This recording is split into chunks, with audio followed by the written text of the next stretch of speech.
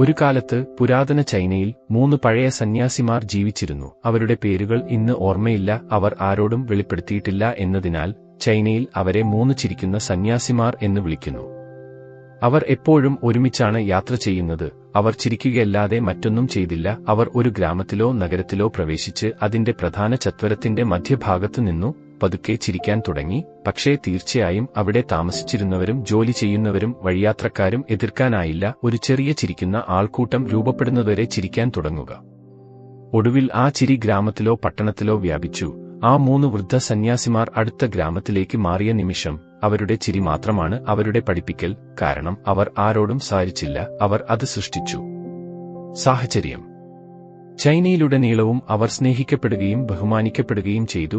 ആളുകൾ അത്തരം ആത്മീയ അധ്യാപകരെ മുമ്പ് അറിഞ്ഞിട്ടില്ല. അല്ലെങ്കിൽ ജീവിതം ചിരിക്കാനുള്ള മികച്ച അവസരമായി മാത്രമേ എടുക്കാവൂ എന്ന് അവർ ആശയവിനിമയം നടത്തിയതിനു ശേഷവും അവർ ഒരുതരം പ്രാപഞ്ചിക തമാശ കണ്ടെത്തിയതുപോലെ. അങ്ങനെ അവർ വർഷങ്ങളോളം യാത്ര ചെയ്തു.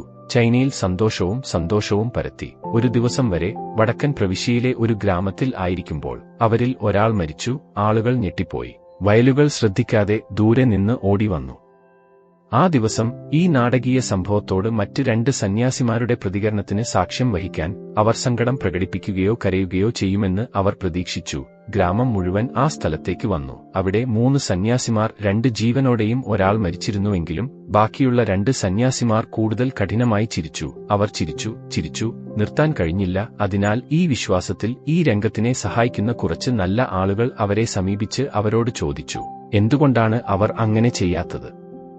മരിച്ചുപോയ സുഹൃത്തിനെ ഓർത്ത് വിലപിച്ചു. ഒരു പ്രാവശ്യം സന്യാസിമാർ യഥാർത്ഥത്തിൽ പ്രതികരിച്ചു, കാരണം ഇന്നലെ നിങ്ങളുടെ ഗ്രാമത്തിലേക്കുള്ള യാത്രയിൽ ഞങ്ങളിൽ ആരാണ് മറ്റ് 2 പേരെ അടിച്ച് ആദ്യം മരിക്കുക എന്ന വാതുവെപ്പ് അദ്ദേഹം നിർദ്ദേശിച്ചു. ഇപ്പോൾ അവൻ പഴയ തെമ്മാടിയെ വിജയിച്ചു. ശവസംസ്കാര ചിതയിൽ വയ്ക്കുന്നതിന് മുമ്പ് മരിച്ചവരെ കഴുകാനും വസ്ത്രം മാറ്റാനും ആവശ്യമായ പാരമ്പര്യം അദ്ദേഹം ഒരുക്കിയിരുന്നു. എന്നാൽ പഴയ സന്യാസി ഒരു ദിവസം പോലും വൃത്തികെട്ടവനാകാത്തതിനാൽ പഴയ വസ്ത്രങ്ങൾ തന്നിൽ ഉപേക്ഷിക്കാൻ വ്യക്തമായി ആവശ്യപ്പെട്ടു. എന്റെ ചിരിയിലൂടെ ഈ ലോകത്തിലെ ഒരു മാലിന്യവും എന്നിലേക്ക് എത്താൻ ഞാൻ ഒരിക്കലും അനുവദിച്ചിട്ടില്ല. അവൻ വരുമ്പോൾ ധരിച്ചിരുന്ന വസ്ത്രങ്ങൾക്കൊപ്പം വൃദ്ധന്റെ മൃതദേഹം ചിതയിൽ കിടത്തി തീ കൊളുത്തി. വസ്ത്രത്തിൽ നക്കാൻ തുടങ്ങിയപ്പോൾ എല്ലാവരെയും അമ്പരപ്പിച്ചുകൊണ്ട് പെട്ടെന്ന് 100 നിറങ്ങളിലുള്ള പടക്കങ്ങൾ പൊങ്ങി. പൊട്ടിത്തെറിച്ചു. മുകളിലേക്കും താഴേക്കും എല്ലാ ദിശകളിലേക്കും. ഒടുവിൽ അവിടെ കൂടിയിരുന്ന ആളുകളും 2 ബുദ്ധിമാന്മാരുടെ ചിരിയിൽ പങ്കുചേർന്നു. നിങ്ങൾ ജീവിതത്തിൽ കാണും, നിങ്ങളുടെ ജീവിതത്തിൽ. ഒരുപക്ഷേ നമ്മൾ ഇവിടെ ഈ ഭൂമിയിൽ ഉള്ളതിന്റെ ഒരേയൊരു കാരണം നമുക്ക് ചിരിക്കാനും ഒരിക്കലും സന്തോഷവും ചിരിയും അനുഭവിക്കാതിരിക്കാനും കഴിയും. അതിനാൽ അടുത്ത തവണ നിങ്ങൾ ഒരു പ്രശ്നം നേരിടുമ്പോൾ നോക്കൂ.